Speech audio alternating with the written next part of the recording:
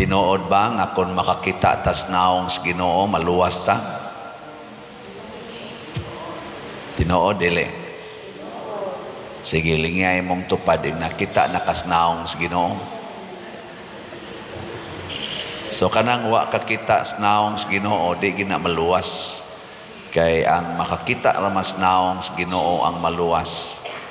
Apan mga igsoon sa dihang nagpakatao si Jesus ug nagsigi na siya luwas og mga masakiton, nagsigi na siya luwas sa mga giyawaan, hasta pang mga patay iyang gibuhi. Unsa may gitawag sa mga tao niya, nabuang siya. Ang naong sa Ginoo kun anhin nato tan-awon sa kalibutan, kasagaran gid nato makaingon gid ta buang ning tawhana. Hindi tinoon.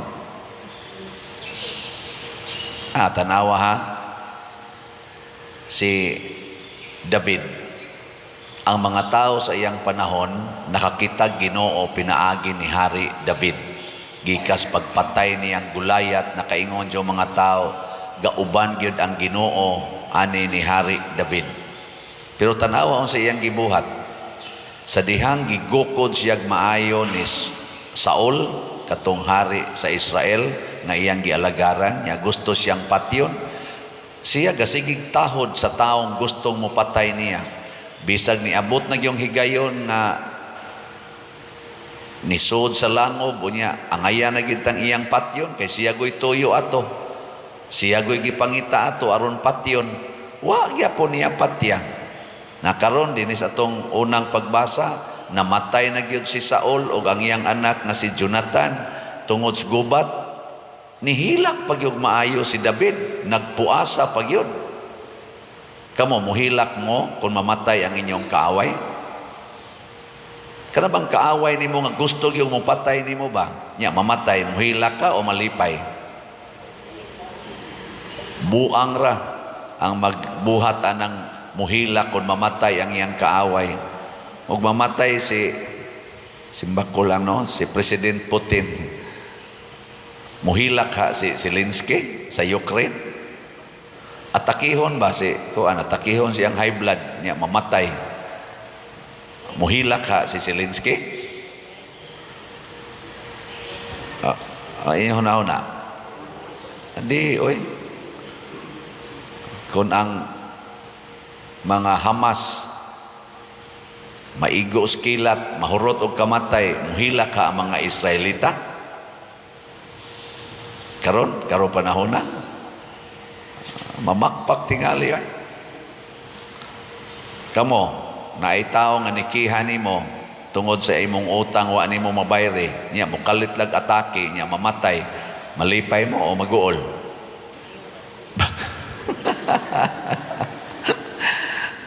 Malipay tao kanang taong nakahatag na itong kabugat.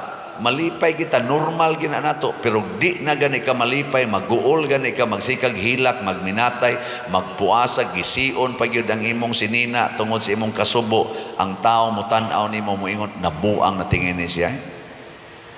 Kamong mga asawa, ang inyong bana, gapaantos niyo tungod sa pagpangabit.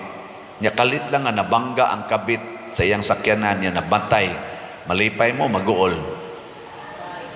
Ang imong bana, guol gitingali na. Siguro, jogo na, maghilak yun na imong bana. Pero ikaw ang asawa, maguol ka o muingon kang mirisi.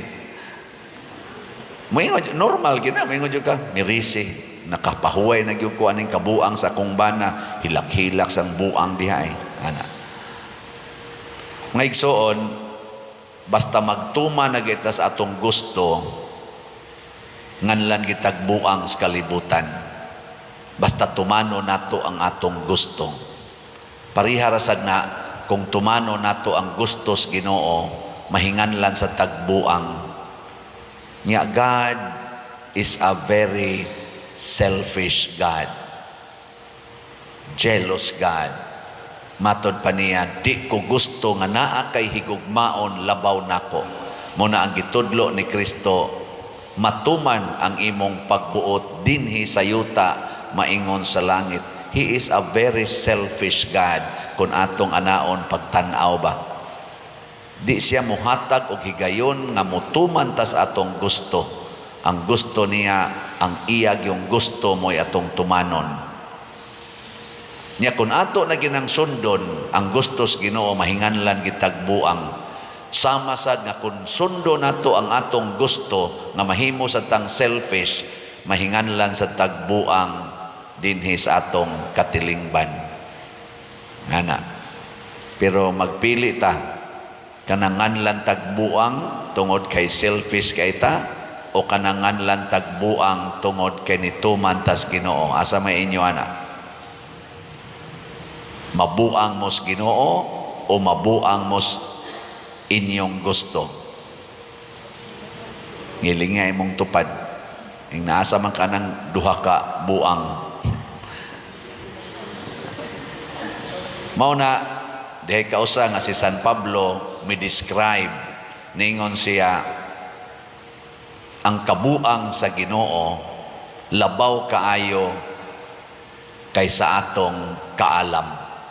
Ug ang kaalam sa tao binuang ragid na para sa Ginoo.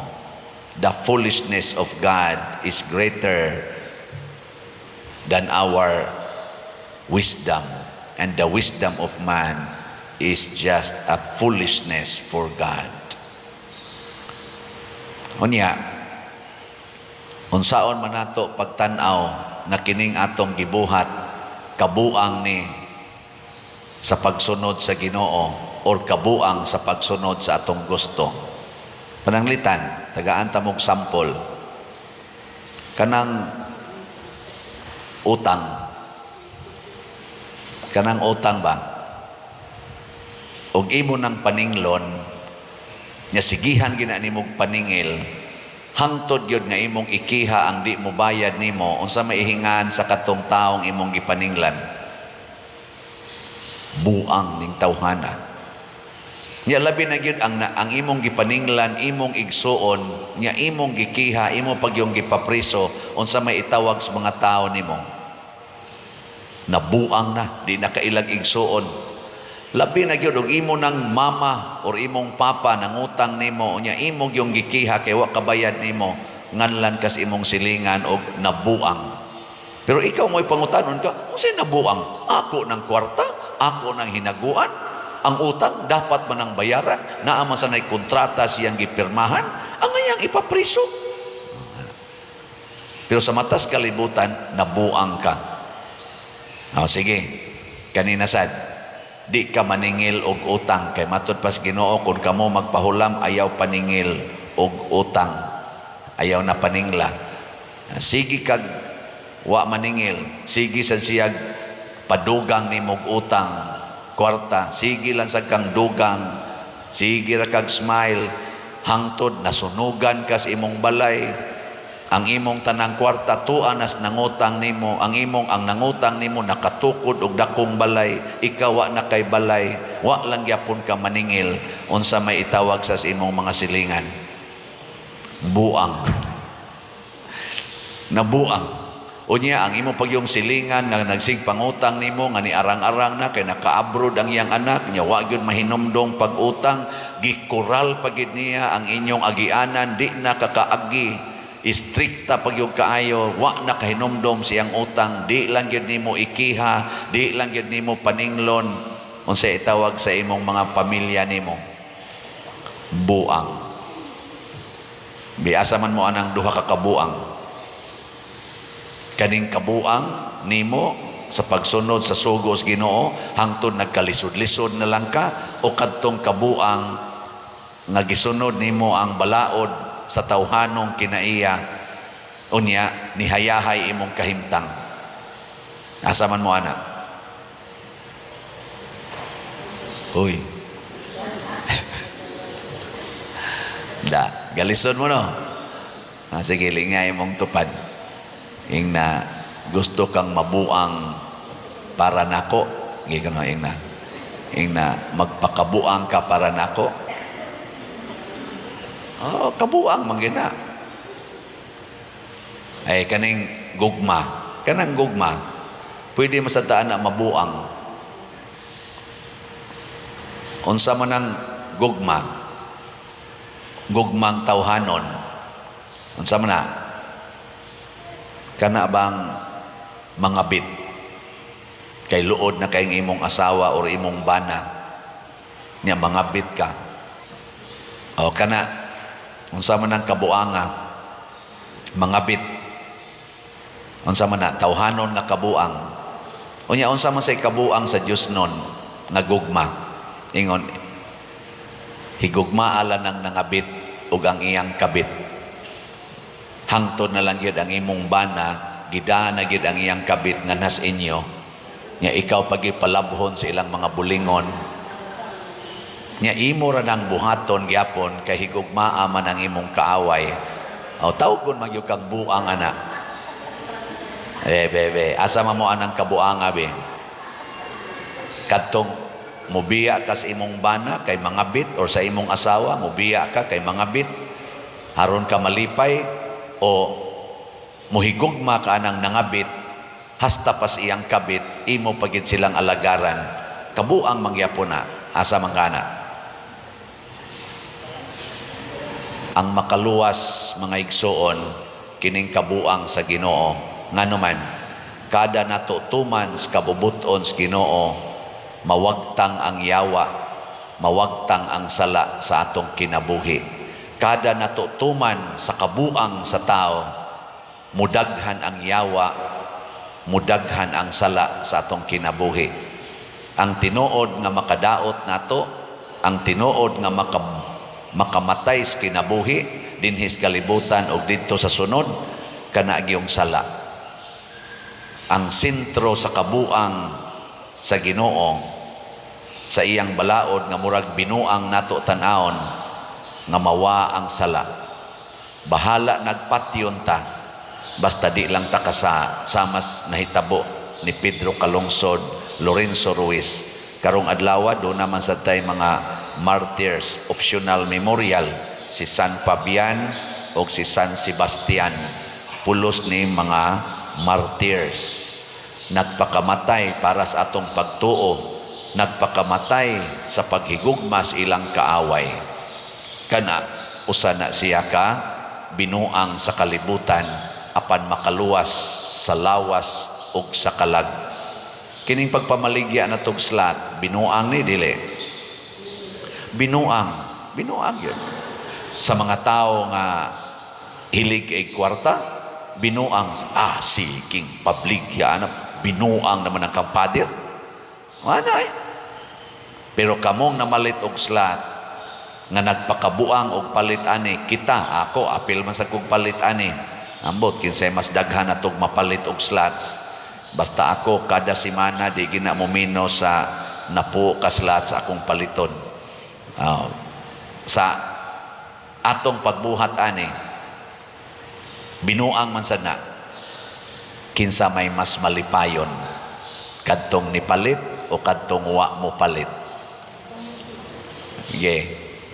Lingi ay mong tupad ing na malipayon ka karon, lingi abay na malipayon ka, dili ganin na siya malipayon pasabot wa na ni palit. Pero kanang malipayon mo ingon din siya, lipay kay ko, aka na ni palit na. Naman gani ni text na ako, Father, i-share o niya ni sukad ko nga nagsigig palit og slats diha nimo, pirmi na gyud kong malipayon, nawa akong stress, doon na pa iniingon ako, nawa ang akong depression, Father, wa na ko'y maintenance sa akong depression. 10 years kong gasigig maintain ato, karon sige kong paminaw nimo, sige sa kong palit og slat, nawa ang akong maintenance. Nako kani, mukalit lang niya ni siya kamatay. Pero, mamatay nga malipayon, kaysa mamatay ka nga, nagkulismaot ang naong. No? Nasa uban mo ingon, Padir, kining akong bana, sigihan ko ginig-away, kay pagkasugarol gyud, pagkasugarol, di gyud ko ka, pugong Padir, maaway ginako siya. Pero sukad ko, sigig palit dihag slat niya, sigig paminaw nimo, wan ajud mi, mag-away sa akong bana. Makadawat na gyud ko siyang pagkasugarol. Di ba? Ang bana nalay maimpierno, ang asawa, langit na. Di na nindot. Na magani usa, pader, ang akong cancer stage 2. Pag sige na kong palit nimo na stage 4. Pero lipay kay ko, Father, kay nakasabot na gyud ko nga kini di ay kinabuhi nato dinhi lumalabay ug tuay nagpaabot nako didto nga langit, nawa na gito'y katapusang kalipay. Ang nawa gid nako, Father, kani yung kahadlok sa kamatayon. Lipay kay ko karon nga na stage 4 nako. Pagsunod buwan, patay dayon. Pero namatay nga malipayon, namatay nga way sala. Di ba? Mao ni ang mga kabuang sa Ginoo nga labaw kaayo sa atong kaalam. Pero ang atong kaalam o kining atong kabuang, makabuang o makaguba gyud sa kalibutan o sa atong kalag. Manindog na ta mga buang sa Ginoo.